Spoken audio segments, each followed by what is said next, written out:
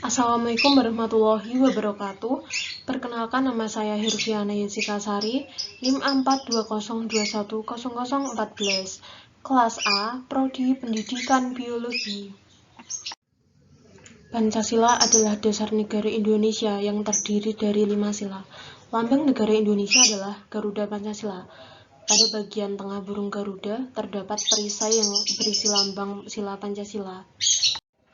Sila pertama pada Pancasila yaitu ketuhanan yang Maha Esa. Sila pertama mengajak kita untuk percaya kepada Tuhan dan melaksanakan perintahnya. Nama Pancasila terdiri dari dua kata Sanskerta. Panca berarti 5 dan sila berarti prinsip atau asas. Pancasila merupakan rumusan dan pedoman kehidupan berbangsa dan bernegara bagi seluruh rakyat Indonesia. Pengertian Pancasila sebagai dasar negara diperoleh dari alinea keempat pembukaan Undang-Undang Dasar 1945 dan sebagaimana tertuang dalam Memorandum DPR GR 9 Juni 1966 yang menandaskan Pancasila sebagai pandangan hidup bangsa yang telah dimurnikan dan didapatkan oleh PPKI atas nama rakyat Indonesia menjadi dasar negara Republik Indonesia. Kelima butir tersebut tercantum dalam alinea keempat pembukaan UUD 1945. Sebagaimana yang telah diketahui oleh hampir semua warga negara Indonesia bahwa fungsi pokok dari Pancasila adalah sebagai dasar negara. Meskipun sebenarnya masih banyak fungsi-fungsi lainnya yang tak kalah penting dan bernilai sakral bagi bangsa Indonesia sendiri dalam membangun kehidupan berbangsa dan bernegara. Inilah sifat dasar Pancasila yang pertama dan utama, yakni sebagai dasar negara Republik Indonesia. Pancasila yang terkandung dalam alinea keempat pembukaan Undang-Undang Dasar tahun 1945 telah ditetapkan sebagai dasar negara pada tanggal 18 Agustus 1945 oleh PPKI yang telah dianggap sebagai penjelmaan kehendak seluruh rakyat Indonesia yang merdeka. Penerapan Pancasila sebagai dasar negara itu memberikan pengertian bahwa negara Indonesia adalah negara Pancasila. Hal itu terkandung arti bahwa negara harus tunduk kepadanya, membela dan melaksanakannya dalam seluruh perundang-undangan. Indikator perilaku sesuai dengan sila ketuhanan yang Maha Esa.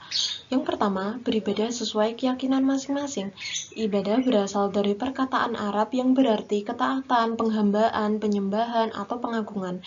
Ibadah berarti melaksanakan perintah Allah Subhanahu wa Ta'ala melalui lisan para rasulnya. Ibadah dalam pengertian khusus adalah segala perbuatan, ucapan, dan i'tikad dalam melakukan hubungan langsung dengan Allah. Yang kedua, bersyukur kepada Tuhan.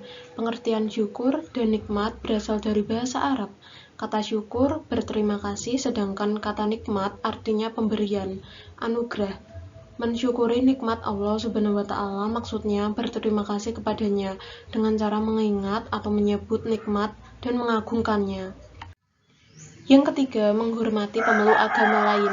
Toleransi beragama merupakan sikap saling menghormati dan menghargai antar penganut agama lain, seperti tidak memaksakan orang lain untuk menganut agama kita, tidak melarang ataupun mengganggu umat agama lain untuk beribadah sesuai agama atau kepercayaannya. Yang keempat, selalu berdoa kepada Tuhan. Berdoa adalah dengan cara menengadahkan kedua tangan, yakni berdoa. Berdoa merupakan cara bagi umat muslim untuk meminta pertolongan kepada Allah. Karena dengan berdoa, maka tidak ada pembatas antara Tuhan dan hambanya. Berdoa juga dapat dilakukan muslim kapan saja, pagi, siang, malam, atau dini hari. Pintu Allah akan selalu terbuka untuk hamba-hambanya yang senantiasa mengingatnya. Yang kelima, disiplin beribadah. Disiplin beribadah adalah perasaan taat dan patuh terhadap perbuatan atau pernyataan bakti terhadap Allah yang didasari oleh peraturan agama. Secara khusus, disiplin beribadah akan dibagi atas tanggung jawab pelaksanaan ibadah, kepatuhan pada tata cara ibadah, dan ketepatan waktu ibadah. Yang keenam, mengaji. Mengaji merujuk pada aktivitas membaca Al-Quran atau membahas kitab-kitab oleh penganut agama Islam. Mengaji dalam agama Islam termasuk ibadah, dan orang yang melakukannya akan mendapatkan ganjaran dari Allah. Secara bahasa, mengaji memiliki arti belajar atau mempelajari. Yang ketujuh, mempelajari ilmu agama. Mempelajari ilmu agama harus didasari ikhlas semata-mata karena Allah.